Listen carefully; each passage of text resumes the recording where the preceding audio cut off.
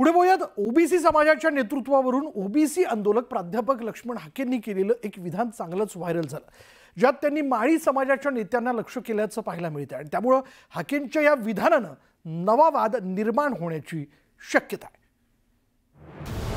आहे। माळ्यांची दुखणी आहे, ओबीसीचं नेतृत्व माळ्यांकडून धनगराकडे चाललं, हे त्यांच्या पोटात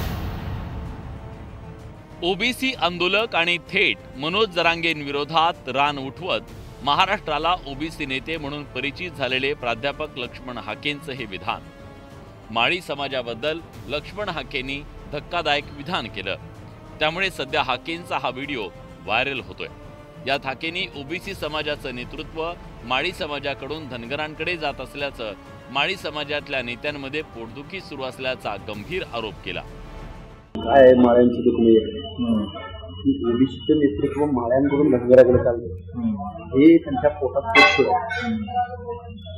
दुसऱ्याची पोरं दोन काय ती कामाची नाही, ती बाकी कुठला कार्यकर्ता दुसऱ्याने वर दिला नाही, तरी येऊ दिला नाही, मग आता काय करायचं। लक्ष्मण हाकेंच्या वादग्रस्त विधानानंतर माळी समाजात संताप व्यक्त होतोय।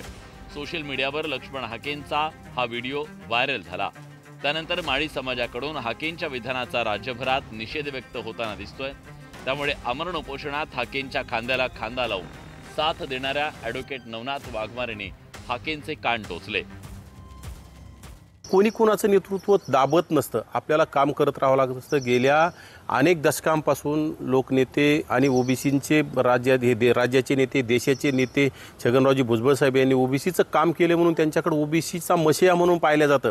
आणि जर तुम्हाला आज भुजबळांची जागा जर घ्यावत असेल तर ही दुर्दैव आहे ना, तुम्ही कुठेतरी उलटं सुलटं बोलून ही जागा कोणाला घेता येणार नाही। आणि ओबीसींचं नेतृत्व माळ्याकडे मानण्यापेक्षा ह्याच्यात माळी, धनगर, वंजारी तुम्ही आणता का?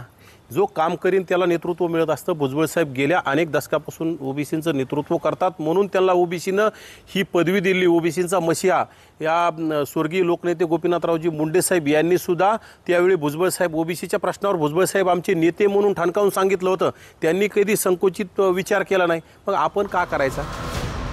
आपल्या विधानानं ओबीसींमध्ये प्रामुख्याने माळी समाजात नाराजी पसरल्याचं लक्षात आल्यानंतर हाकेंनी तात्काळ पुढे येत त्याबद्दल स्पष्टीकरण दिलं।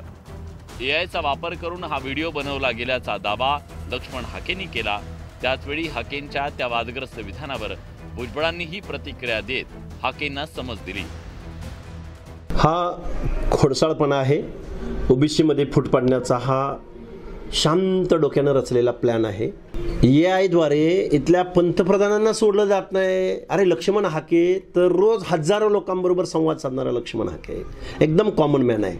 भुजबळ साहेबांचा आणि माझा सकाळी संवाद झालेला आहे। माझ्या नेत्याची माझ्या पाठीवरची थाप ही हा लढा लढण्यासाठी अजून ऊर्जा प्राप्त करणारी आहे। असं हे सकाळीच त्यांचे 2-3 वेळा फोन आले होते आणि मग नंतर मी त्यांच्याशी बोललो मोकळा झाल्यानंतर, तर त्यांनी सांगितलं काहीतरी गैरसमज झालेले आहे आणि मी त्या संदर्भामध्ये खुलासा करणार आहे। आणि मी सांगितलं सगळ्यांना की यावर कोणी आता कॉमेंट करायची नाही। व्हायरल व्हिडिओ फेक असल्याचा दावा लक्ष्मण हाके करत असल्यानं हा वाद तुर्तास निवडण्याची शक्यता आहे। पण त्यामुळे ओबीसींमध्ये नेतृत्वावरून वाद निर्माण झालाय का, हा सवाल उपस्थित केला जातोय।